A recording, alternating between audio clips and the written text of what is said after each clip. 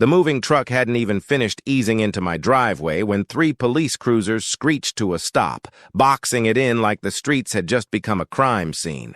No sirens, just the rhythmic flash of red and blue lights painting the suburban pavement. Through the side mirror, I saw an officer step out, hand gripping a megaphone. "Sir, step away from the vehicle and keep your hands visible."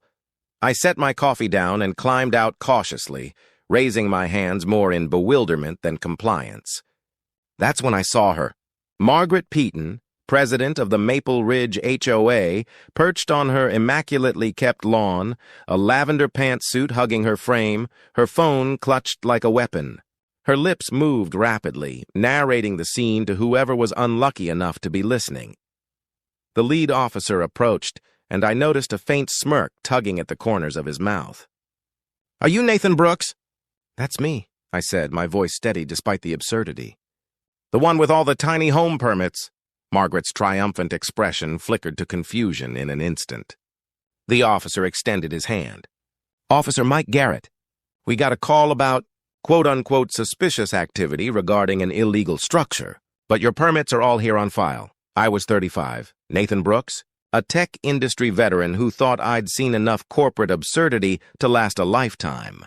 A decade of climbing the ladder had finally given me the chance to pursue my dream, a sustainable, minimalist lifestyle. Buy a small plot of land, install an eco-friendly tiny home, work remotely, and reduce my carbon footprint. The land I'd purchased was on Cedar Creek Lane, technically inside Maple Ridge subdivision, but crucially not under HOA jurisdiction. A grandfather clause had exempted my lot due to a decades-old property dispute. That detail would prove vital very soon.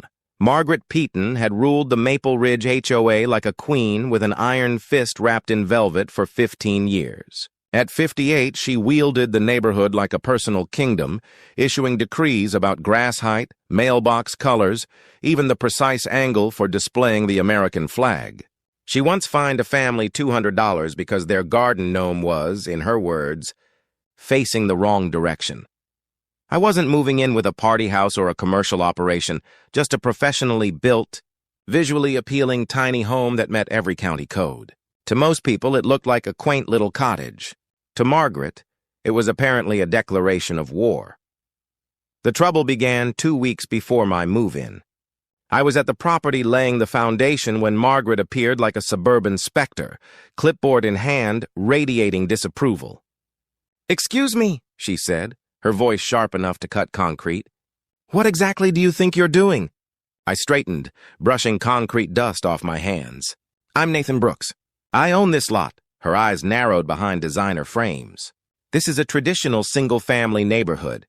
We have standards." "Good thing I'm not part of your HOA," I replied cheerfully, returning to my work. The silence afterward was thick, suffocating. I looked up to find her furiously typing on her phone, presumably contacting her flying monkeys or scouring property records, or both. "This won't stand," she muttered before striding off in sensible heels. Over the next 2 weeks, Margaret launched a campaign of pure suburban warfare. First came the letters, delivered daily to my apartment, each more creatively threatening than the last. They ranged from vague warnings about maintaining neighborhood character to citations of HOA bylaws that didn't even apply to my property. Then she escalated to in-person harassment, appearing whenever I was at the lot, phone in hand, documenting everything while narrating to her audience. "Day 4 of the illegal construction," she'd announce. "The perpetrator continues to show blatant disregard for our community standards." She even organized an emergency neighborhood meeting, complete with a slideshow titled "Tiny Houses Equal Tiny Values," manipulating images to make my future home look like a dilapidated shack. According to my future neighbor Tom, who attended out of curiosity, she suggested tiny homes attracted undesirable elements and could compromise the moral fabric of Maple Ridge. The Thursday before my move-in, she tried another tactic. I arrived to find the lot cordoned with orange cones and caution tape, topped with a large sign claiming "Construction halt ordered by HOA." I called the county inspector, who confirmed no such order existed and sounded amused. "Is this Margaret Peaton again?" he asked with a sigh. "She's called us 17 times this month." I removed the cones, only for Margaret to appear moments later, seemingly materializing from thin air. "Those are official HOA markers," she shrieked. "You're tampering with official markers!" "Margaret," I said as calmly as possible, "your HOA has no authority here. I've shown you the property maps, county approvals. What more do you want?" Her face flushed purple. "I want you to respect this community. We've worked for years to maintain a standard of living." Then she made the mistake of stepping onto my property, jabbing a finger at my chest. "You will not destroy everything we've built with your hippie shack." I took a step back. "Please leave." "You're trespassing," she laughed. Actually laughed. "Trespassing. I'm protecting property values. I'm doing my civic duty. Leave. This is your only warning." She stormed off, but not before promising I would rue the day I crossed her. I didn't yet know how literally she meant it, which brings us back to move-in day. Officer Garrett explained the situation. Margaret had called 911, claiming she'd witnessed armed individuals unloading suspicious cargo into an illegal structure, fearing for herself and neighborhood children. "Armed individuals?" I asked, gesturing to my moving crew. "2 college students and Earl, a 60-year-old retiree taking a smoke break." "That's what she claimed," Garrett said, shaking his head. "She said you were establishing some kind of compound. Possible cult activity was mentioned. By now, 2 more officers had joined. One, Jake Harrison, lit up at the sight of me. "Nathan, man, I heard you were moving back. Is this your place?" He turned to Officer Garrett. "This guy and I went to high school together. He's definitely not starting a cult." Margaret had crept closer during the exchange, close enough to catch every word. Her expression cycled rapidly, disbelief, anger, then desperation. "Officers, you don't understand," she pleaded, her voice trembling. "This structure hasn't been approved by the HOA Architectural Committee. It's completely out of compliance with our CC&Rs. Officer Garrett's patience was thin. "Ma'am, we've been over this. Mr. Brooks' property is not part of your HOA. He's followed all county regulations. Permits are in order. But the aesthetics," she wailed. "Property values are not a police matter," Garrett said firmly. Margaret's face drained of color. "False. False emergency reports are serious," Jake interjected. "You reported armed individuals and suspicious cargo. I see moving boxes and furniture. You also mentioned potential cult activity. That's a serious allegation." Margaret's mouth opened and closed like a gasping fish. "I was being cautious. You can't be too careful these days." Garrett pulled out his notebook. "Ma'am, I need to see some identification. Filing false reports with emergency services is a misdemeanor, punishable by up to $1,000 and 6 months in jail." "Jail?" Margaret's voice cracked. "You can't be serious. I'm on the HOA board. I'm a pillar of this community." "Being on the HOA board doesn't give you the right to waste emergency resources," Garrett replied evenly. 3 units responded to this call. That's 3 units that couldn't respond to actual emergencies. As she fumbled for her ID with trembling hands, I noticed curtains twitching along the street. Neighbors had gathered, some stepping onto their driveways for a better view. Tom, my soon-to-be neighbor, gave me a subtle thumbs up. "I demand to speak to your supervisor." Margaret tried, attempting to regain authority. "That can be arranged," Garrett said calmly. "Down at the station after we process you for filing a false report." "Process me?" she shrieked, a pitch so high it could wake dogs 3 blocks away. "Not arrested. Yet," Jake clarified. "But you'll need to come with us to the station. Voluntarily, or we can make it official." Margaret's eyes darted wildly, searching the crowd for support. Finding none, she turned back to me, venom in her gaze. "This isn't over!" "Actually, ma'am," Garrett said, "it kind of is. Mr. Brooks, would you like to press charges for harassment? I understand this isn't the first incident. Part of me wanted to say yes, to end it once and for all, but I had to live here. Not at this time," I said. "I just want to move into my home in peace." Margaret was led to a police car, her protests echoing across the suburban street. "This is persecution. I was protecting our community. You'll all regret this when property values plummet." As the cars pulled away, the neighbors began dispersing. Tom walked over, extending a hand. Welcome to the neighborhood, Nathan. Sorry about all that. She's been a terror for years. Thanks, I said, shaking his hand. Hopefully things will calm down now. Tom laughed. Oh, I wouldn't count on it. But at least it'll be interesting. The movers, who had watched the spectacle with a mixture of amusement and disbelief, resumed work. Within hours, my tiny home was fully installed on its foundation, looking nothing like the dilapidated shack Margaret had described to anyone who would listen.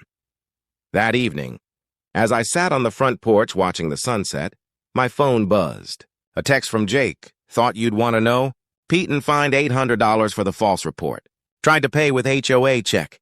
Treasurer was not pleased. I couldn't help but smile. Sometimes karma works quickly in the suburbs.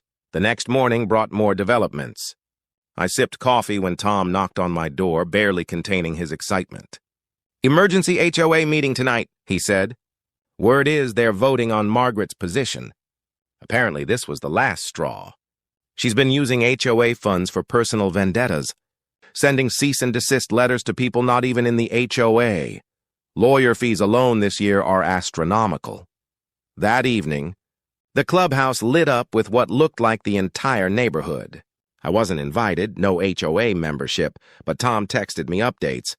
Complaints were being listed. One resident even brought up the infamous garden gnome incident of 2019.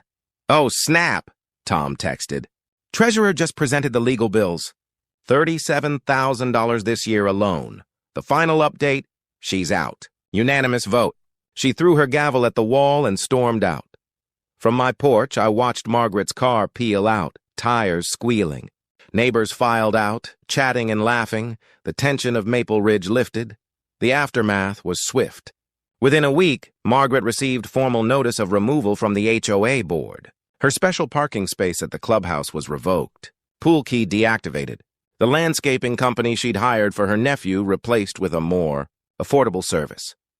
The real blow came when the HOA's lawyer sent her a demand letter to reimburse legal fees she'd incurred pursuing actions outside HOA jurisdiction.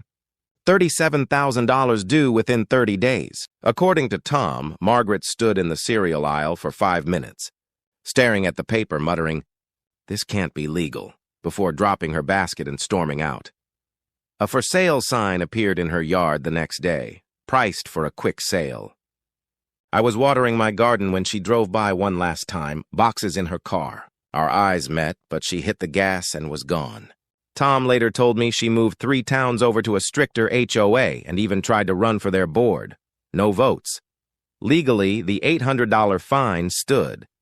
The $37,000 HOA lawsuit settled out of court for $25,000, forcing her to liquidate most of her retirement. Her reputation in HOA circles was thoroughly destroyed, immortalized on a satirical Facebook page called Margaret Peyton's Greatest Hits. The new HOA board sent a letter thanking her for past service and permanently banning her from all HOA events. Her house sold at a loss 2 months later to a young couple, who painted it bright yellow and installed a small free library on the lawn. When I ran into the new owners of the farmers market, they mentioned finding stacks of HOA violation notices in the attic, hundreds of them, meticulously organized, never sent, excessive dandelions, slightly tilted mailboxes. It was almost disturbing. Margaret Peyton, iron-fisted ruler of Maple Ridge, had fallen spectacularly. $800 fine, $25,000 settlement, and total loss of social standing, a fitting end to her reign of terror. Last I heard, she was working as a receptionist 2 hours away, barred from any HOA involvement. Sitting on my porch now, watching a peaceful, Margaret-free Maple Ridge, I reflect on the bizarre journey. All I wanted was a quiet, sustainable home. Instead, I got a front-row seat to the collapse of a suburban dynasty.